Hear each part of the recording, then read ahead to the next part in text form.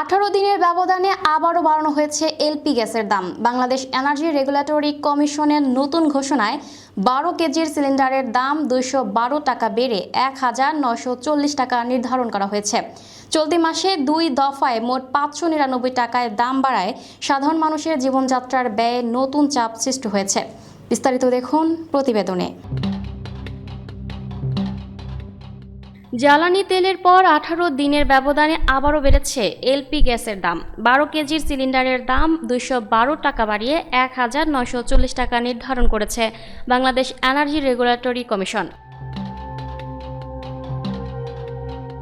এতে চলতি মাসেই 2 দফায় 12 কেজি এলপিজির দাম বেড়েছে মোট 599 টাকা। জীবনযাত্রার ব্যয় বাড়ার ক্ষোভ প্রকাশ করেছেন সাধারণ মানুষ।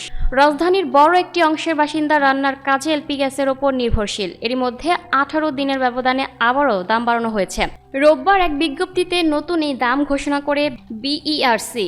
এর আগে চলতি মাসের 2 তারিখে 387 টাকা বাড়িয়ে 12 কেজির সিলিন্ডারের দাম নির্ধারণ করা হয়েছিল 1728 টাকা। অল্প সময়ের মধ্যে মোট 599 টাকা দাম বাড়ায় চাপ বেড়েছে সাধারণ মানুষের ওপর। ভোক্তারা বলছেন, আগে যেখানে 1250 থেকে 1350 টাকার গ্যাস পাওয়া যেত, এখন তা বেড়ে 1900 থেকে 2000 টাকায় দাঁড়িয়েছে। এতে রান্না করতেই কষ্ট হচ্ছে।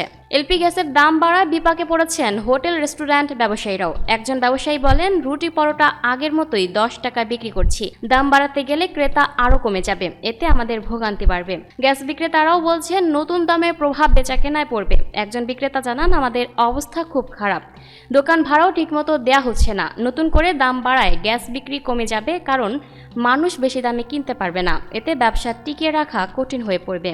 এদিকে যানবাহনে ব্যবহৃত অটো গ্যাসের দামও লিটার প্রতি 9 টাকা 73 পয়সা বাড়ানো হয়েছে। Lucky Akhtar, up to date news, Dhaka.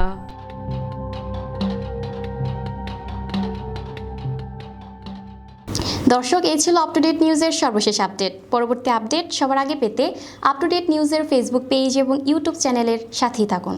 ধন্যবাদ।